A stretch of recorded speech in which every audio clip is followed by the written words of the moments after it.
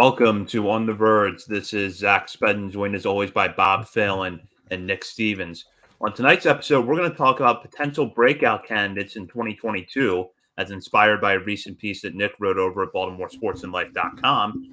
In addition, we're also going to cover some transaction news and discuss one of the first major mock drafts for 2022 to be released, courtesy of MLB Pipeline. All of that and probably more will be on tonight's episode. But first, On the Verge is brought to you courtesy of Mercer Floor and Home Carpet One. Mercer is a third-generation family business that was established in 1959 and is located on Main Street in beautiful historic downtown Westminster, Maryland. For all of your flooring needs, think Mercer. So I'll turn it over to Bob here real quick. We always like to shout out members of our Patreon community each week, and we're going to take a moment now to shout out some of our newest members. Yeah, we do have one new member that I wish I would have remembered to shout out last time. Good thing you remembered, because I definitely would have probably forgot again tonight. Let's see as it loads. My fault. Brennan Kleckner, welcome to the club. Another member. We're coming up on 60 now, so love it. Thank you to the support from all of our patrons. And we'll get into now what's really one of the big topics of this episode, which is Nick's recent piece over at Baltimore Sports and Life.com, 5 under-the-radar prospects to watch for in 2022. Some of these players are already on our top 50 list, which will be updated in a few weeks. Some of them may be joining it for the first time. So while these are names you're likely familiar with, they seem like players that really are poised to have big years in 2022 and really soar up the the prospect list. So Nick, just to start off, what was sort of your methodology for putting this piece together, and how did you arrive, I guess, at 5 players, but technically 6? Yeah, I always throw extras in there at the end of my articles. Yeah, I was just kind of looking around the rosters for inspiration, checking out Bob's spreadsheet there that he has every single Orioles minor leaguer ranked 1 through like 200, 300 something. So just one of the many perks that you have access to when you join our Patreon community. But I kind of thought that I wanted to write something positive, because it was also a week where it was just a negativity spurt on Orioles Twitter, and I'm kind of sick of it. So I thought about prospects who I thought could break out in 2022. And kind of like we saw with guys like Zach Peak, Zach Watson, Gene Pinto, and some others in 2021. I think these guys we knew pretty much nothing about or weren't very high on at all, kind of like a Zach Watson style situation. And now Zach Watson is a top 30 or close to being a top 30 guy in our system.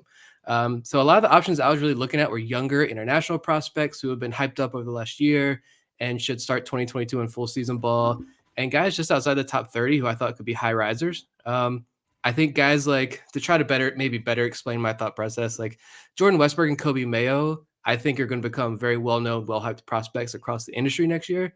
And you're going to see people call for them to be top 100 prospects from the day like Baseball America and everybody lists their top 100 list come out. But like I was thinking a little bit deeper. And so like even international prospects like Michael Hernandez and Sammy Basayo, I didn't include them because those are the big $1 million babies. A lot of hype surrounding them. So I think we're being told that a lot of this early season hype of this thing in like Gene Pinto. We had no idea who Gene Pinto was before the season started. And now we're being told that like our early season hype of his is legit. And this is someone that all Orioles fans need to watch closely. Zach Peak, in my opinion, was like a throw-in piece in that Dylan Bundy trade. You're hoping maybe he's a depth reliever. Now he's one of my top 5 like favorite prospects. So guys like that, who could be that next group that becomes the Zach Peak, Zach Watson, Gene Pinto in this organization? And I came up with 5. There could have been a lot more, but those were the 5 that I settled on. Yeah, I thought we're going to start off with the guy that I think fits the criteria perhaps the best that you just described, and that's Raul Rangel, who figures to be at Low A Delmarva next year, a pitching prospect that is poised for probably a big breakout. Right now, he's, I think, just outside of our top 50, but we are going to review that soon, and he'll probably be in the mix. And just reading off of Nick's report here, listed at 6'3" and 160 pounds, Rangel can easily touch the mid-90s with plenty of room to fill out, add some strength, and beef up that fastball even more. He was throwing 85 to 86 just before the Orioles signed him and quickly worked up to 90 to 92. It's easy to dream of what the velo could be with another year or two of development. So I'll let Bob start this one.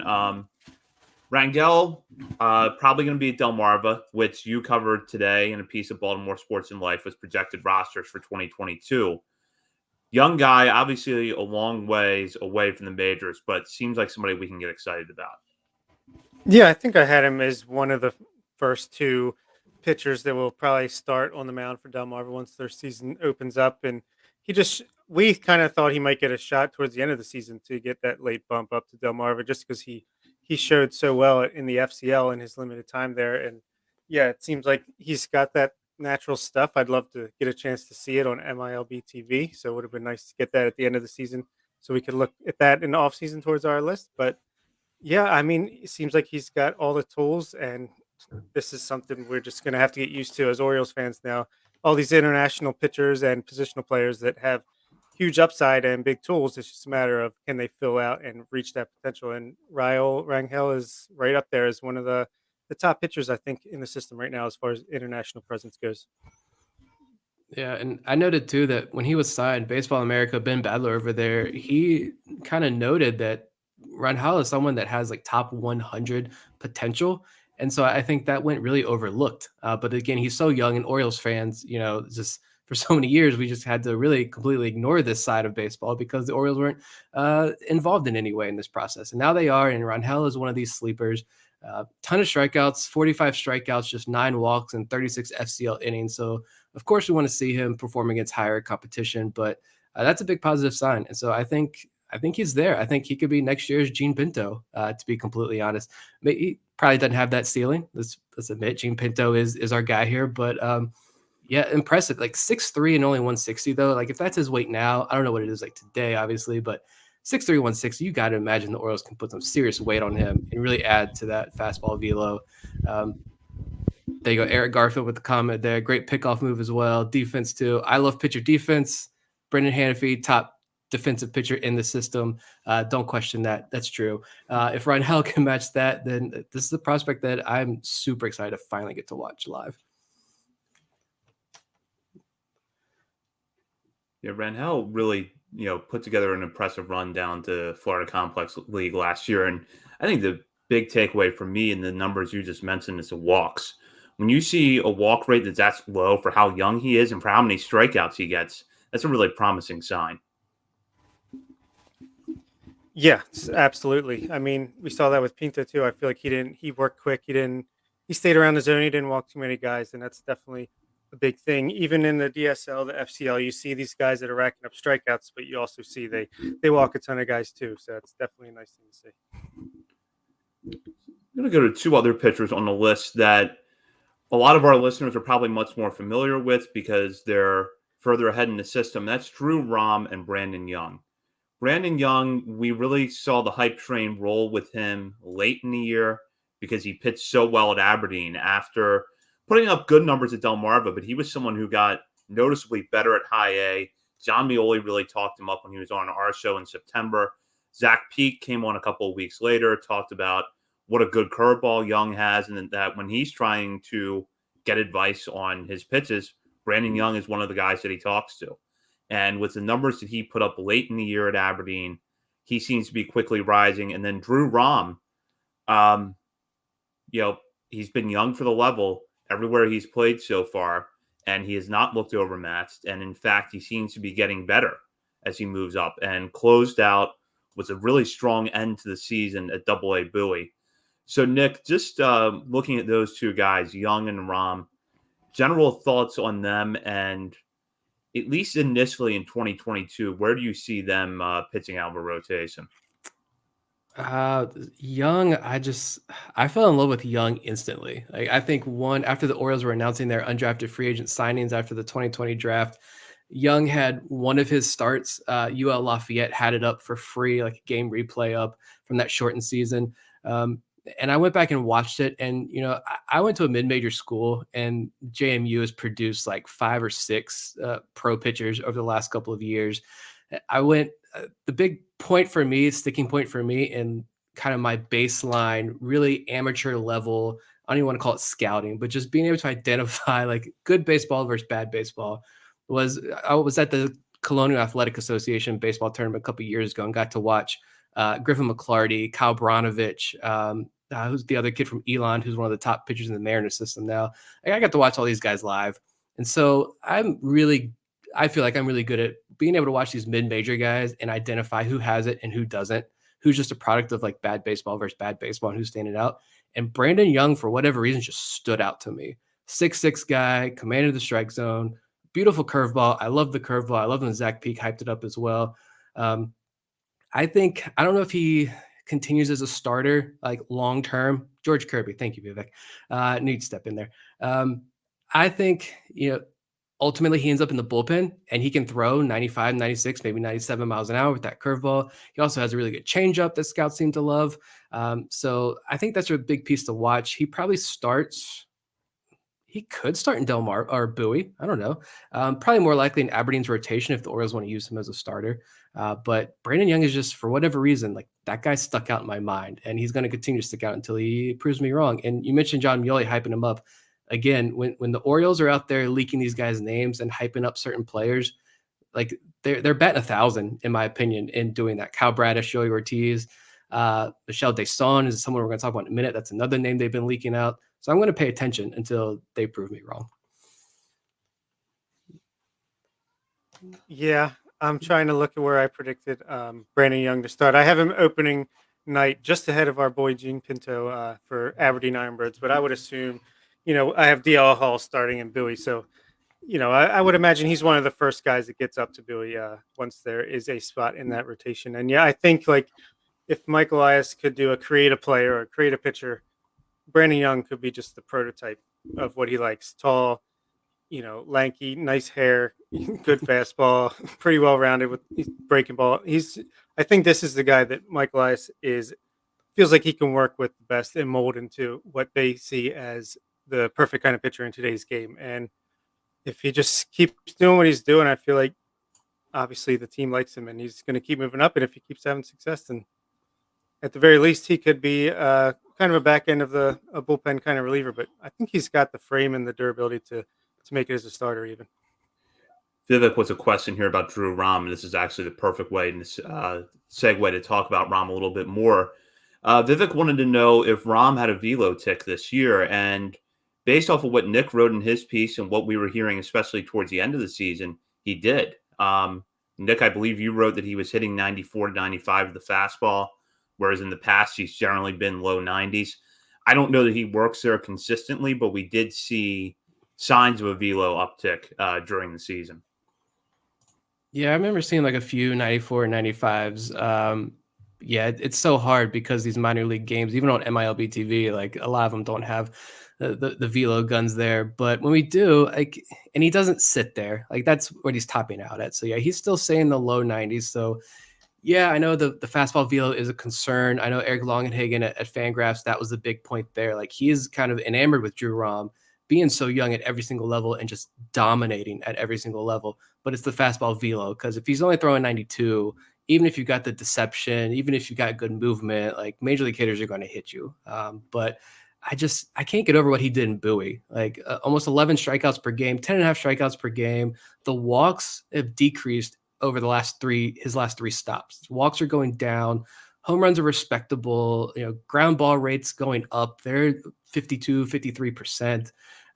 Low ERAs. He's missing bats with 4 pitches. Like I just feel like, and almost 4 years younger than everybody else at Bowie. I just feel like not enough people are talking about Drew Rahm. And I mentioned that, when people talk about Rahm, they put him in this crafty lefty, soft tossing lefty, whatever. And then you kind of get like Zach Lowther vibes, Alex Wells vibes, because they've always seemed to be kind of lumped together on prospect lists.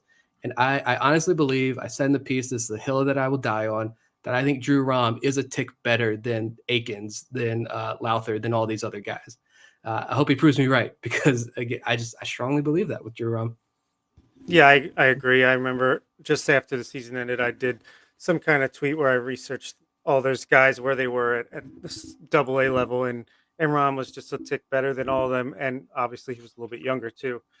And as long as he can keep gradually, slowly increasing that velocity to maybe where he could sit 93, maybe touch 94 at the major league level. I feel like he'll be okay. I mean, this is a guy, I think it's just going to sneak up on a lot of Orioles fans or just fans of baseball in general, where it's like, oh my God, the Orioles have a lefty that's 21 years old and about to make his major league debut, as well as Grayson Rodriguez. So I feel like, he's going to be pitching in AAA at some point this season. And at that point, he's just an injury away from making his major league debut at a super young age. And he's never not performed. So there's no reason to think he's going to stop now. The point I always fall back on with Rahm in comparison to some of the other lefties that you both mentioned, like Alexander Wells and Zach Lothar, and this is something I've said on air before, Rahm has trended better with his command as he moved up the minor leagues, which Lothar did not. Lothar's walks actually went up a little bit as he moved up to minor leagues, and Rahm has much better pure stuff than Alexander Wells. So there is a real separation for me between Rahm and those two guys. I do want to bring this question up, though, because, you mentioned, Nick, that Eric Longenhagen has brought up the velocity, and he's certainly not the only prospect evaluator out there who has raised that question with Drew Rahm. How vital do you really think it is that he hits 93, let's say 93 to 95 more consistently? And what is really going to be the difference maker there? Is that the difference between him being a starter or a reliever at the major league level? Does it increase his ceiling as a starter, which it would seem to do? What do you think is the case there? I mean, I hate to say it, but I think probably, yeah. I mean, you always want to have that little bit of extra velo. I mean, I also found these notes from mid-June. Fangraphs also puts out like daily prospect notes during the season. At least last year they did. And they noted after watching one of Rahm's starts, 6 innings, no walks, 7 Ks when he was in Aberdeen. He's the player archetype that's in vogue. He had good breaking ball feel, command, and his fastball's non-velocity traits will act like force multipliers if he ever develops more arm strength. So even in June, after watching one of his standout outings, evaluators still saying they want to see more velo, even from the left side. But I just think, and also their competence like a Doug Nikhazy. This is right around draft time. So Doug Nikhazy, pitcher out of Ole Miss. This notes that that's a fair barometer for where Drew Rahm would slot among college pitchers in last year's draft. Now that Rahm's 21 years old, Doug Nikhazy went in the second round. So you could say that, Drew Rahm over here pitching like a second round worthy draft prospect at age 21 in AA. So that's a good sign for him. But yeah, you want to see a little bit more velo, but I mean, just the breaking balls, the command, it all works so well. And I just think he works so methodically out there on the mound. He's constantly one step ahead of these batters, and you can see it in his eyes. You can see it in his face. And up to this point, it's worked extremely well for him. Yeah, I have to agree with Nick. I think I was listening to Effectively Wild maybe a year or two ago, and they were going into deep into the stats as they normally do about how, for every mile per hour of velocity, like a pitcher tends to just do better and better until you hit 93, 94, then it kind of just flattens out, where it's like, as long as you can pitch this fast, then you're at a certain level. So yeah, I think it is kind of a big difference between him throwing 91 or 93, 94. So hopefully he can get there. But in the meantime, I mean, he's just learning how to pitch and learning how to deal with these older hitters. So I feel like as long as they have it in mind to gradually increase him, I don't think it's like if he doesn't come out this spring throwing 94, 95, it's the end of the world. I think just get him on that Wake Forest lab, cow body, what is the drive line? Get him on that plan and get him up to 93, 94, and he'll be golden in a couple of years.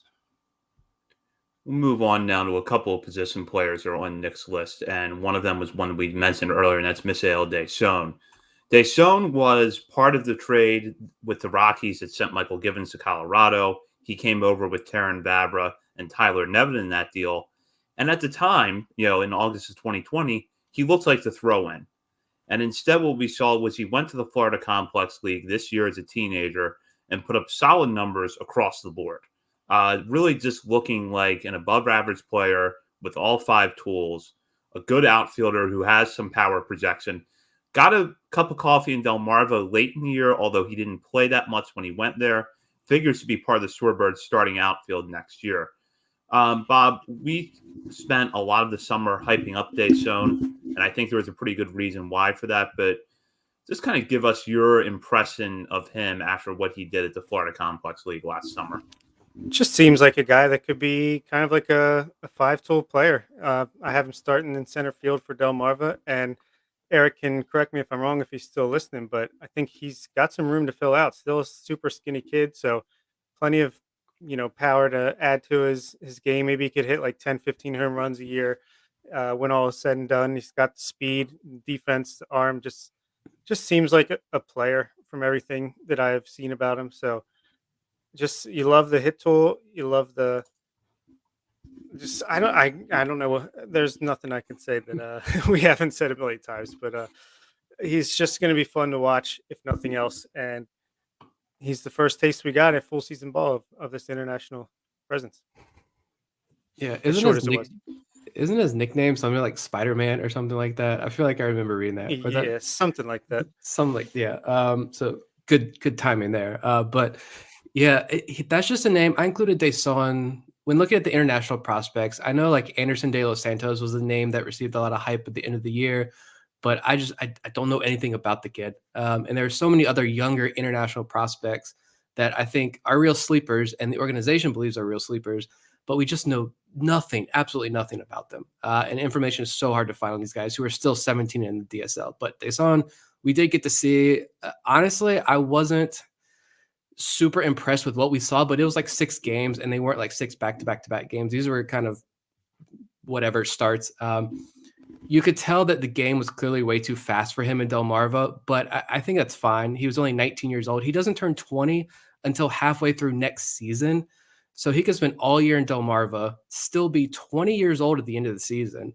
And so he's still way ahead of the game here. I think just the fact that the Orioles did promote him to Delmarva and let him get that first taste says a lot about how they feel about him. Because you could have kept somebody like Davis Tavares up there. There were some other guys in the FCL that they could have kept up in Delmarva to hold down a roster spot, but they went with Deson. And I can't remember who it was. I can't remember the name, so I can't credit them, but somebody who has one of these great models on Twitter has had Michel Deson as like the top hitter in the FCL, as one of the youngest hitters in the FCL last year. So it's a great start to his career. And like you said, Kobe Perez, this seems to be like Kobe Perez's guy, one of his main guys in the system. So that's why I'm going to pay attention to him. Talk about another young outfielder in the system. That's Elio Prado, who was acquired as part of the Andrew Kastner trade in 2019. That for some reason that trade feels like it happened a decade ago. But Prado is a player to watch. Unfortunately, we did not get to see him in 2021 because of an injury. But if you head over to BaltimoreSportsAndLife.com, we have a tweet embedded. Nick embedded a tweet in the story with a clip of Prado taking batting practice. I watched it, I think, like 6 times and was oddly excited about what I was seeing. So we don't have a lot of on-field results to talk about with Prado between his time with the Red Sox and the Orioles. But, Nick, kind of give our listeners some background on why Prado, as long as he's healthy next year, could be a breakout. Like same thing with Deson, just young, still only 20 years old. And this is a guy who I think the Red Sox were kind of high on when he was in their system. The numbers in the DSL are good. Steals, stolen bases, showing power, almost as many walks as strikeouts. So big numbers down there. The numbers that you obviously you can't take away a lot from the stats in the DSL or FCL, but the numbers you do want to look at that give you a little sense of who a guy is. All those check the boxes there for Prado.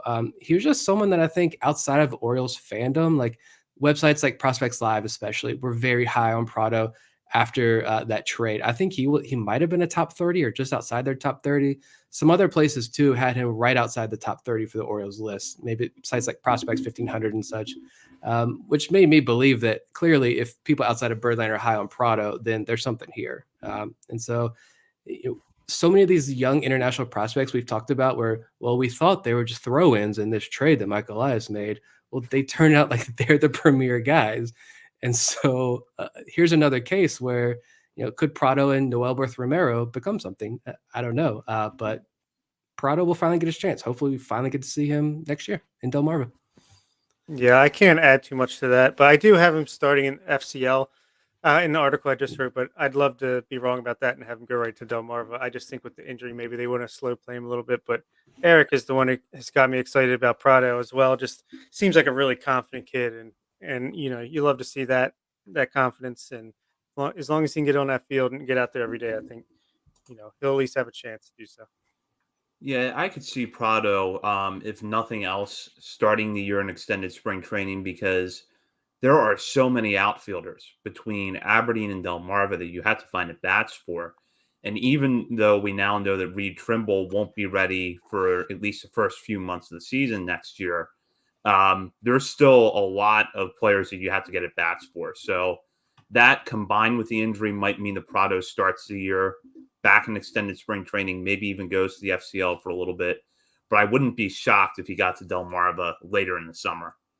So one other name that is in Nick's piece, I mentioned at the beginning that it is 5, but technically 6 because Nick also gave a shout out to Noah Denoyer, an undrafted free agent in 2019 who continues to put up good numbers as a pitcher in the system. And Nick, it was good to see Denoyer mentioned in your piece. I know that you're particularly high on him.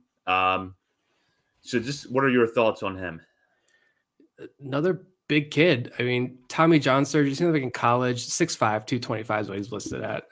It seemed like, Tommy John surgery early on in like his college career, and that kind of derailed the college plans. I think he was destined to go to Oklahoma State. Shout out to his dad. I think he messaged us at the very beginning of the season and said, yeah, he was supposed to go to Oklahoma State. Didn't all work out though, but still to find this guy after 40 rounds of the MLB draft, the last 40-round draft, RIP to that. The Orioles signed him, and I remember Rock Kabatko highlighted him in a piece right after at some fall instructs at the end of the season. He threw in Noah Denoyer's name for like the fastball velo. The guy was pounding it down there. He comes out this year. Walks were a big issue in Delmarva, yeah, but he significantly cut the walks down as his time in Delmarva ended. Got promoted to Aberdeen, only 12 innings, but they were a really good 12 innings, a 2.25 ERA, good strikeouts, decent walk numbers. I think he worked mainly out of the bullpen, maybe exclusively out of the bullpen in Aberdeen. But it's just a name. And when I was listening to that MLB Pipeline podcast, and they had Brad Ciolek on, and when he name dropped Noah Denoyer, like that's amazing. That's awesome. So clearly the Orioles see something in him as he continues to move up the ladder. Yeah, that's not a random occurrence that they're throwing names like that out there. And we've seen it time and time again with Matt Blood and all these guys like we talked about. But what was I going to say? Oh, yeah, I have the back half of Aberdeen's rotation at the beginning of next year to have guys like Denoyer, Ryan Watson, Houston Roth, Ignacio Feliz, Jake Lyons, Griffin McLarty, just a large group of these guys that could be, relief prospects down the line. But as of right now, they still have that opportunity to maybe piggyback each other and throw 3 or 4 innings at a time and show what they've got.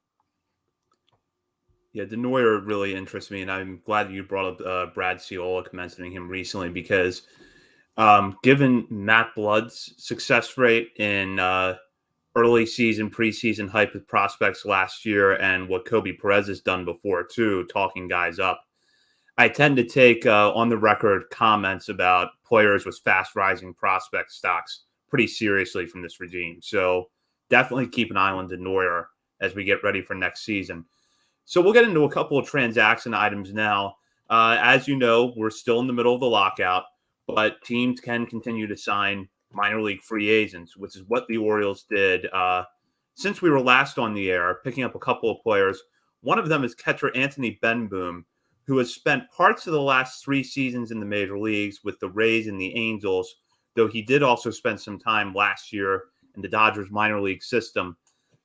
This looks like another player that's sort of in the Jacob Nottingham mold, where the Orioles are going to bring in a catcher with major league experience and a lot of minor league experience to possibly compete for a spot on the 40-man roster and maybe be one of the catchers on the opening day roster, regardless of what happens with Adley Rutschman, though. Obviously, if Rutschman starts the year back at Norfolk, it seems more likely that Benboom and Nottingham could end up making the roster. But we'll see how things go once the transactions lock unfreezes and the lockout ends. So, Bob, I'll just start with you on this. Benboom, if nothing else, looks like a guy that gives the Orioles more depth, a little bit more major league experience at that position. His career numbers in the minor leagues at the plate aren't good, but some of what I could find on his defense seem positive. So it looks like, if nothing else, they have another option with a lot of minor league experience in the organization now. Yeah, seems like a guy that could sit behind home plate and catch the ball more times than not. Yeah, don't really know what he's going to give you as far as productivity, but if it's, it all obviously we've said it a lot. What comes down to the CBA, whether Rutschman starts the season on the opening day roster, if you give him 3 weeks in the minor leagues, and if that's the case, then a guy like Ben Boom and like you said, Nottingham, they could share the duties for a couple weeks, and then we'll make room for the king when the king's ready to come up. Yeah, I mean, this was fine signing. Like, I don't think Austin Wynns is coming back clearly with this, with these two signings, with Ben Boom and Nottingham joining the fold there to hopefully fill that veteran void at this position.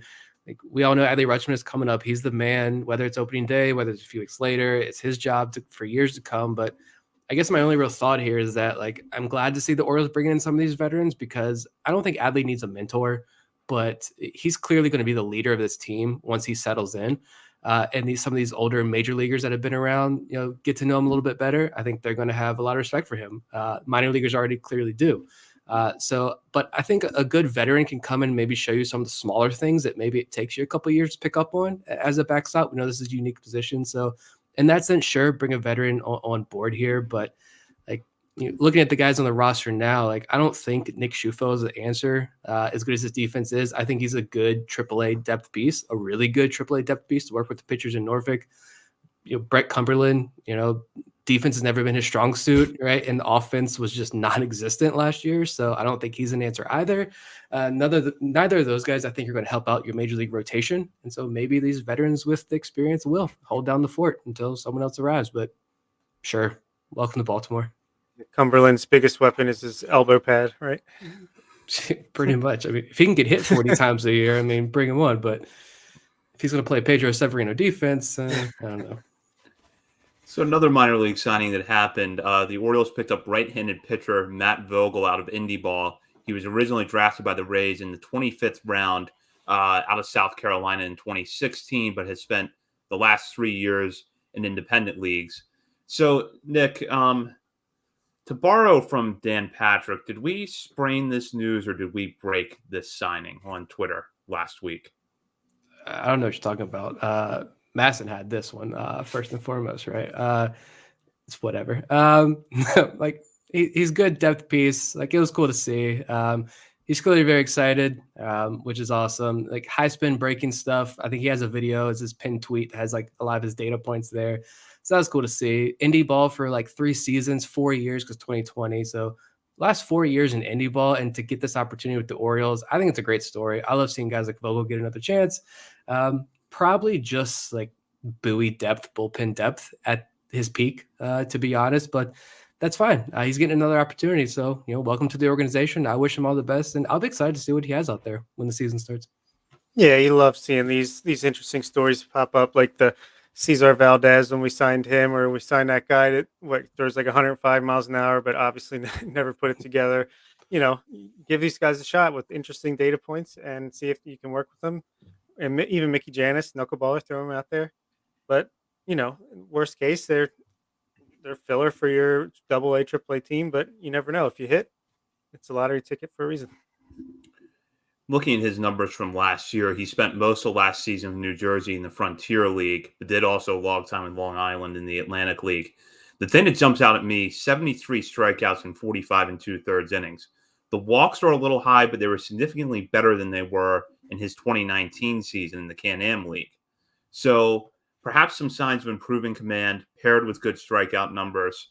It's an interesting signing. And like Nick said, you're probably looking at bullpen depth at Bowie, but I'll definitely be watching him closely, especially if, and I'm not saying that this is what's going to be the case, but you look at Logan Gillespie being a guy that was signed out of independent ball who had good strikeout numbers. Maybe the Orioles can do something here. Yeah, I pulled up his tweet. Fastball 92, 95, tops 96. And this was last summer. Curveball 74, 75. And I think I saw that curveball has like Zach Peak elite spin rates on it. So a cutter 88, 90. So he's definitely interesting. I don't know. How old is he? I didn't see that. Look that up. Vogel, how old are you? He's 26. So, yeah, I mean, he's still a younger-ish guy out of the SEC, South Carolina. The Rays drafted him, so the Rays obviously saw something in him. Again, it could be nothing. It could just be minor league depth, but it's really I think it's fun being the kind of sicko nerds that we are with this kind of stuff. It's cool to find that the Orioles find these guys way down in the depths of indie ball to bring them back and see what they got. Diamonds in the rough.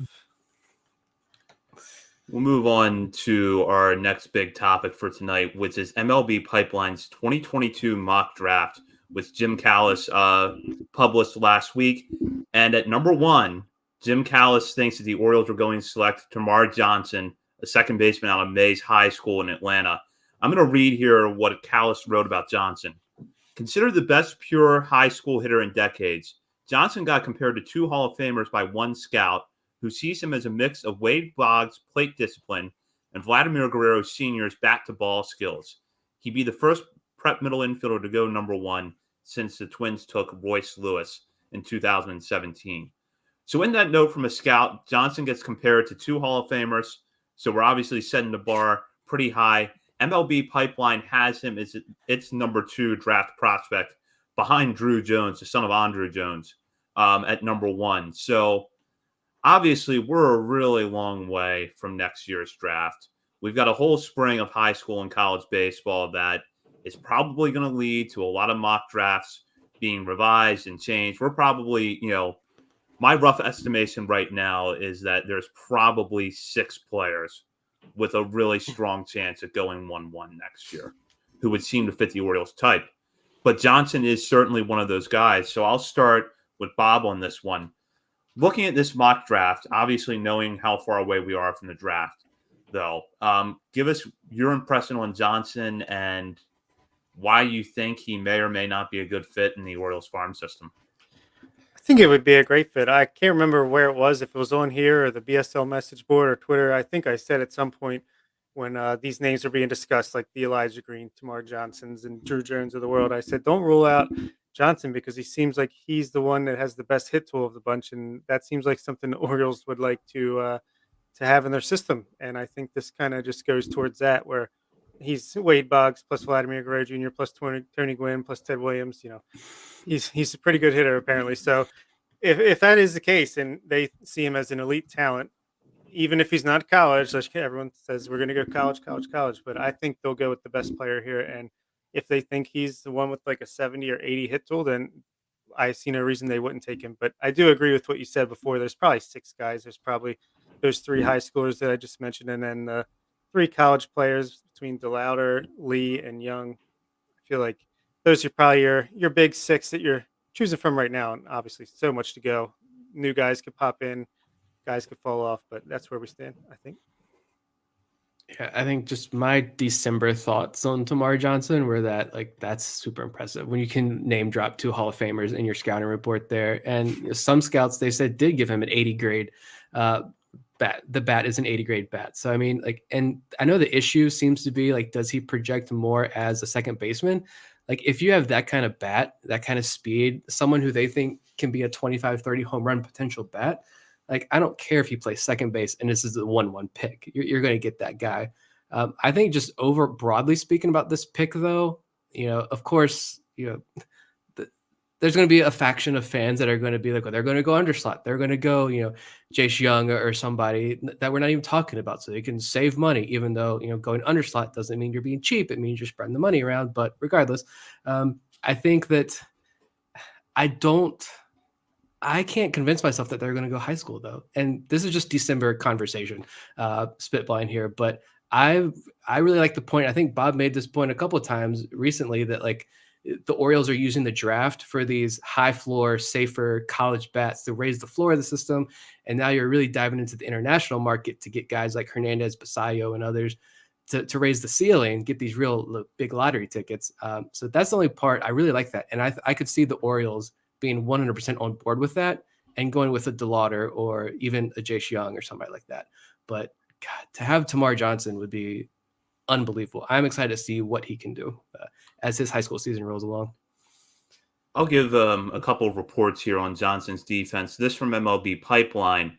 A shortstop in high school, Johnson will change positions as a pro because his quickness and arm are more average than plus. Perfect game, meanwhile, has that notes that Johnson has very quick feet on defense, works low to the ground behind balls, has a chance to stay at shortstop, but if not, will be a highest level defensive second baseman. So 2 different reports there that draw slightly different conclusions. Perfect game, not as certain that Johnson will have to move, but if you have elite defense at second base with a 70 hit tool, there's a real possibility there's a real possibility of him being a really good second baseman at the major league level. And I just don't think you worry too much about the position at that rate. I think my question, and I think Nick brought up a good point, is are the Orioles really going to go with a high school hitter in a year where the college hitting draft class is pretty deep? Yeah, but I do agree with that, obviously. But at the same time, maybe they think Tamar Johnson's hit tool is so good that he's kind of up there as far as safe picks go, just with the bat. Vladimir Guerrero senior bat control. That's pretty insane. But yeah, I don't think you worry about the defense either. I mean, if he's a great fielding second baseman that can hit 300 with 20 home runs, I mean, doesn't matter where he can play. You want that bat in the lineup.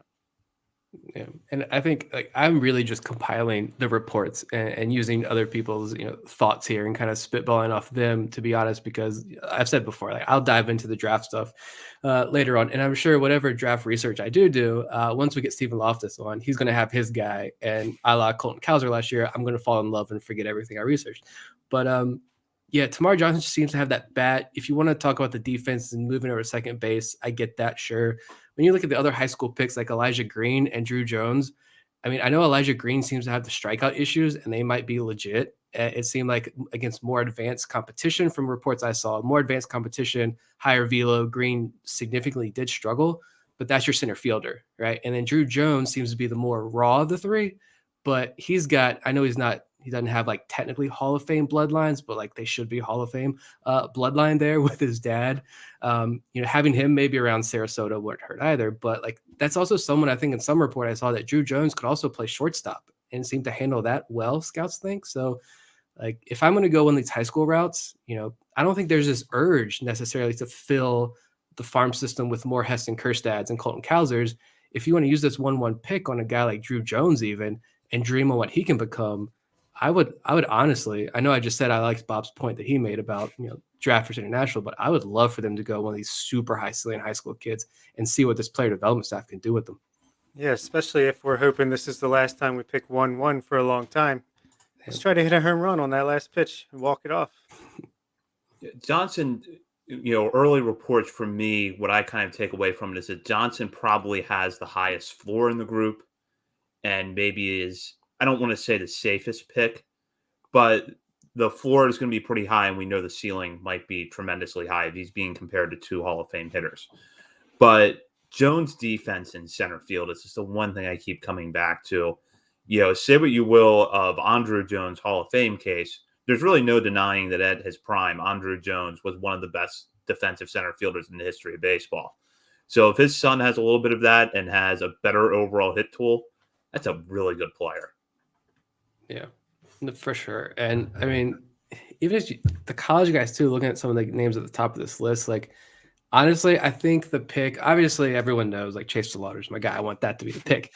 But I think more realistically, as I'm starting to look more into this, Brooks Lee is the name that I think just stands out as a premier Orioles pick, just because he has success on the Cape. He's got the success at Team USA, so we know he's good against that high-level competition. The small school thing is kind of, I think, irrelevant just because he's only playing there because his dad's the coach. So, of course, you want to play with his dad. So I don't think that's a concern at all. This is the SEC caliber stud player who doesn't strike out at all. It's 13% strikeout rate or something I saw. And I just think that could be also someone who maybe the Orioles can save a little money on if there's other guys they target, Kamar Rocker with the 2nd round pick, right? Some of these other guys, if they want to go underslot while still getting a legit 1-1 candidate, I see Brooks Lee being the pick as well. Yeah, and that's what's going to happen. We're going to be underslot technically. I mean, Orioles fans have to get over that. It's just what's going to happen at 1-1. Doesn't mean they're not getting a guy that's talented enough to be 1-1. It's just what the Pirates did with Henry Davis last year. So I think that's what's going to happen. They're going to bargain these guys against each other. They'll probably have 2 or 3 that are kind of tied, and then they'll just pick the one that takes the least amount of money so they can use it later on. This Yeah, is I the want to. year. Oh, go ahead, Nick. I was going to say, this is the year that like I wish you could trade back, like NFL, NBA style. This will be it seems like obviously things are going to shake out differently probably, and there's going to be like a top 2, and that could be it. Other guys might fall off or whatever. Weaknesses get exposed. But looking at this list as it is now, it seems like this would be the perfect year if you could trade back to like 3rd or 4th position, stock up on more picks or whatever, and still get a legit 1-1 candidate. That would be amazing, but can't do it. Yeah, I agree with you, Nick. I feel like, and obviously things are going to really shake out in the spring and things are going to change, but I'm more excited about this year's draft class than I was last year's draft class. And I feel like you could be, picking 4th or 5th in 2022 and still come away with a really good player and a guy who in most years might have a really strong case to go 1-1. So this is a class right now that if things play out the way we expect them to, especially with the hitters in the spring, the Orioles are going to have their fair share of options.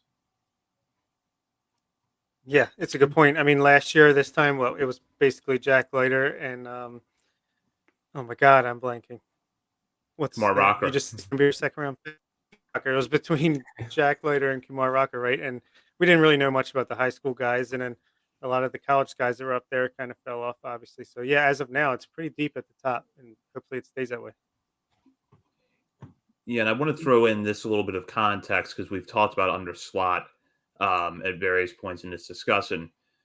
Johnson is the number 2 ranked prospect on MLB Pipeline's list.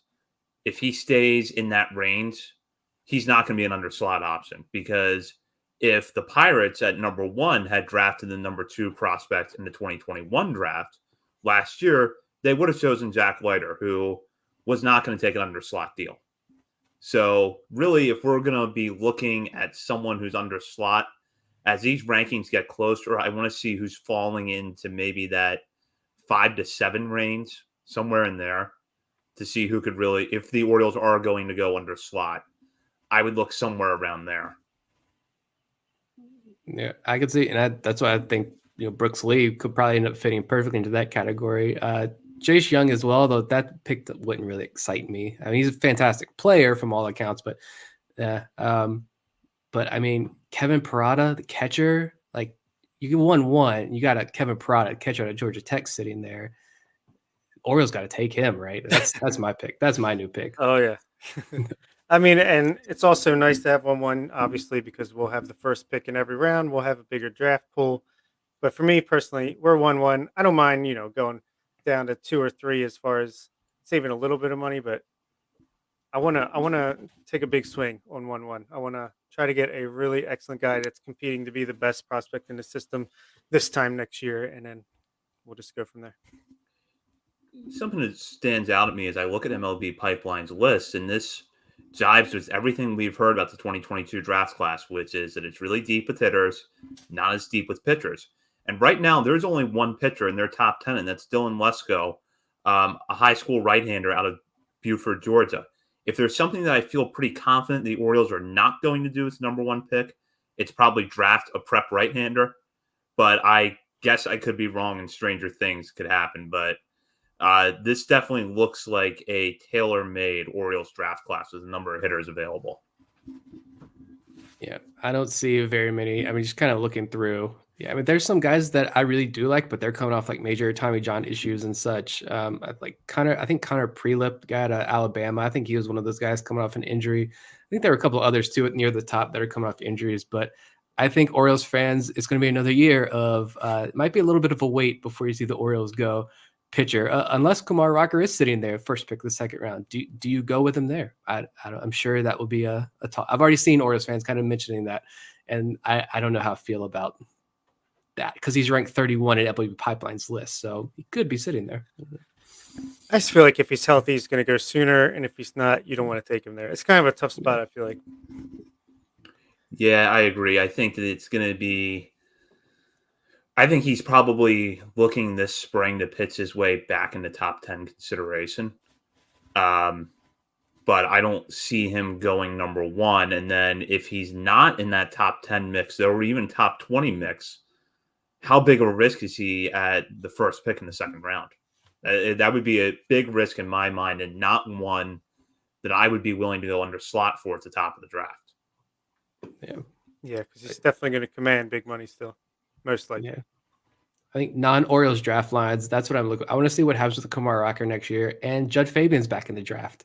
MLB Pipeline has him at 45. I'm just, from a non-Orioles standpoint, because I don't think either are going to join the organization, but I'm interested to see where they go, because those are, I think Fabian was a name we were pretty high on very early in our draft process last year, and then he struck out like 80% of the time. But yeah, it'll be interesting to see where they go. The draft is fun. I can't wait to get Steven back on. Hopefully he started his draft prep, and we can have him on soon.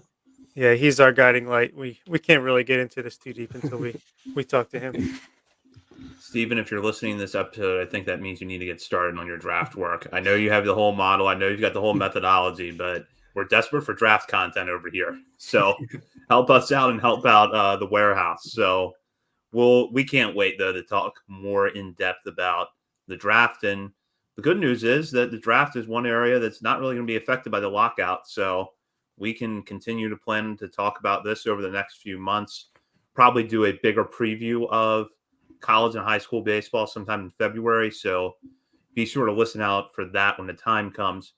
We are going to circle back here at the end of the show to our earlier subject of breakout candidates, because Bob was inspired to put together his own list of 3 players that he wanted to mention tonight as possible breakout candidates. So I'll turn that over to him. Yeah, sorry to bring this back around, but Nick's article really got my head spinning, and I wanted to get in on the action, so I put in 3 more. First up was an outfielder in the Dominican Summer League, Junior Lara, who, just like Anderson De Los Santos and Samuel Basallo, Michael Hernandez should show up in the FCL this year, late in June, early July, whenever their season gets started. He's a center fielder that is 17 years old, turns 18 in January. He batted .344 with a .934 OPS, 160 WRC plus, 4 steals, 3 doubles, 2 triples, a home run, 64 at bats, but just really flashed for his age. As far as the level of competition, he was among the league's best, and just a guy I haven't really seen anyone mention anywhere.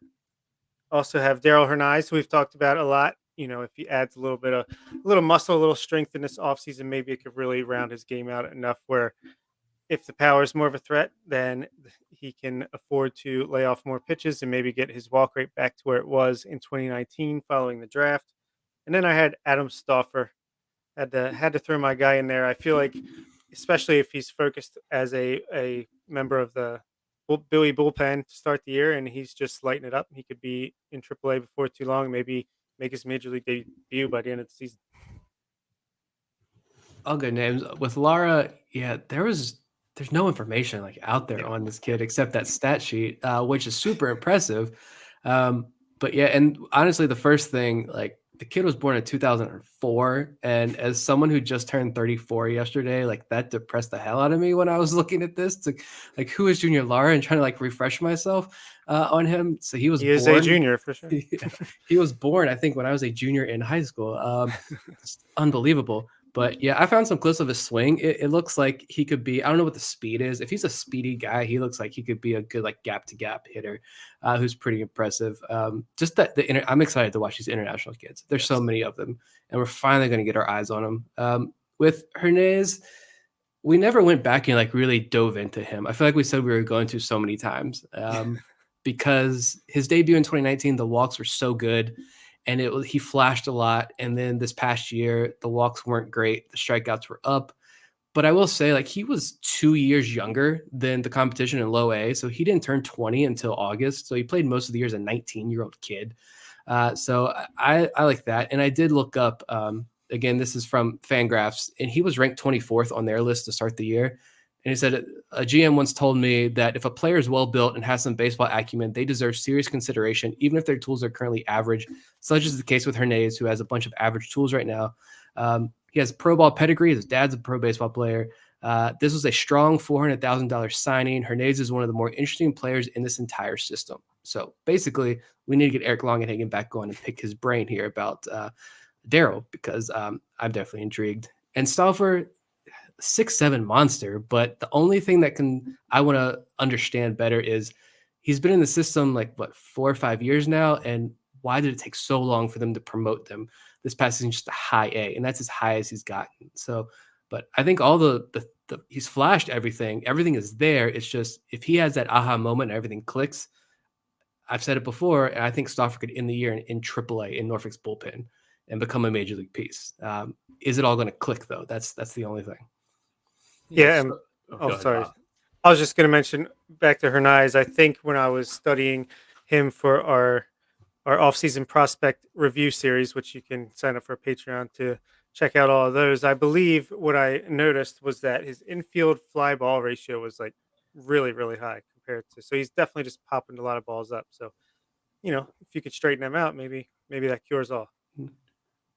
Yeah, there's definitely a lot of development that's going to have to go in Hernandez's bat because we want to see him build a little bit more strength. As Bob mentioned, get the pop-ups and fly balls down. You'll probably see the batting average tick up there. I still want to know, though, what happened with the walk rate because it was so high in the Gulf Coast League in 2019. Then he goes to Delmarva in 2021 and looks like a young version of Jose Iglesias, where decent contact, playing the field well, but never drawing a walk. And it was just such a switch that I have not been able to wrap my head around. But putting that aside, there's no question that the makings are there of a pretty solid player if he can put it all together. And Stauffer, if you want to look at pitchers that have the potential to really bring their stocks up next year, I could see him being that guy. As Nick said, there are some things that he needs to put together, but the strikeout numbers have been good. The walk numbers are actually pretty good too. So if he can put it all together, probably could end next season in Norfolk's bullpen as I believe at 23. Yeah, he'll turn 23 in January. So that would be pretty good for him. So, Lara, as Nick said, don't know much about. Obviously really young, but I think he's another sign of how much better the Orioles are doing with the international market now. And he's another guy that does kind of raise the floor of the system. So I'm anxious to see more of him. Stauffer also gives me like Ofelky Peralta vibes. Like he was a pre-Elias guy. And I feel like if you look at him and you're going to say, well, this is ultimately like some relief pitcher in the system. Yeah, he might be 6'7", but if the stuff's just not there, like that could have been an easy cut. But the Orioles kept him around. And so that's what keeps me intrigued for sure. And I can't believe he's only 23 years old because I feel like he should be like 30 at least. Because I feel like Stauffer was someone, when I really got into this, that Stauffer was a prospect in the system, a noted prospect in the system that a lot of Orioles fans, we were shouting out, Vivek shouted out Luke Seiler for his inspiration in the Rule 5 draft. I remember Luke being a big proponent. I might be wrong there, but I'm pretty sure Luke was a big proponent of Stauffer stuff. He turned me on to Adam Stauffer very early on, and now we're still talking about him in high A ball. It's just time flies, and then it doesn't. I don't get it. Yeah, I was just about to say Luke Seiler is the one that brought him to my attention, and now he works for the Orioles, so maybe that's why he's still in the organization. Yeah, Stauffer, I think part of it is, drafted in 2017 and did not put up good numbers in short stints in the Gulf Coast League that summer and then again in 2018. So 2019, he breaks out a little bit. And then he's one of those guys I think was hurt by the pandemic in some ways because I want to say he was actually in the very first top 30 list that we did at Baltimore Sports and Life. In there at the end, yeah. Yeah, he was in the top 30, and just because of how much talent has come into the system over the last 2 years, he dropped down. And, pitching in the bullpen at low A at 22, it's going to be hard for you to get back into that mix. But I feel like there's some things to like about Stauffer, and, if he puts it together next year, he's going to be one of those success stories that, as far as relievers go, kind of the way Felix Bautista was this year. I like Vivek's comment here. My pick is Cameron Bishop for the 2018 John Means breakout year. That start when he's pumping 95, 96, striking out like 12 guys against Hartford. I really enjoyed that. He also asked, where's Ryan Ripken? I think was that a previous comment that he had as a breakout candidate. There it is. Vivek is now banned from the show for bringing up Ryan Ripken's name. That was Simkin Tribute who brought it up. Simkin, you're a band for bringing up Ryan Ripken's name there. They're both banned for the hell of it. Coming up next, Simkin Tribute. Going to ask Nick about DJ Stewart. Please don't. This is a good show. We're not going there. I'm trying to find though. There was an interview. An interview I read. Remember with Adam Stauffer a couple of years ago, and I think he was a guy who he admitted like his stuff wasn't that great, but he was one of the guys who, when this new regime came in, he really bought into the analytical side of things and really started studying and diving into that. And I think that is what has helped him the most. So Stauffer, I think if it does click for him though, and he ends up in Norfolk's bullpen or Bowie's bullpen or continues to work as a starter, it's a huge win for this player development staff to keep Stauffer around and make him a useful prospect in the system. Yeah, I mean, he's so tall. You have to imagine that's a hard wind-up delivery to consistently maintain. So they stuck with him, and here he is. He's going to be the breakout of the year. I don't know. Well, so we've now given you 9 players that are possible breakouts for 2022. So keep those names in mind as we move towards the start of the regular season at the minor league level, and hopefully soon we'll have some signs of progress in the CBA negotiations, and we can talk about the majors with a little bit more concrete details. A programming note here, we will not be having a live show next week on Monday, December 27th. However, we are going to record something in advance and give you a new episode next week as our year-end review looks at some things that we liked, we didn't like in 2021 related to the Orioles, and some stuff about this show. So that's going to be a fun one to listen to. In the meantime, continue to follow us on Twitter at BSL on the Verge. Check out BaltimoreSportsAndLife.com, where Bob and Nick both have news stories on the site. There's also a lot of Ravens coverage on there, college sports, high school sports, and more. Be sure to read the site and jump on the message board and join in discussion with BSL writers and fellow readers of the site. For Bob Phelan and Nick Stevens, this is Zach Spedden. You've been listening to On the Verge, and we will be back with a new episode next week.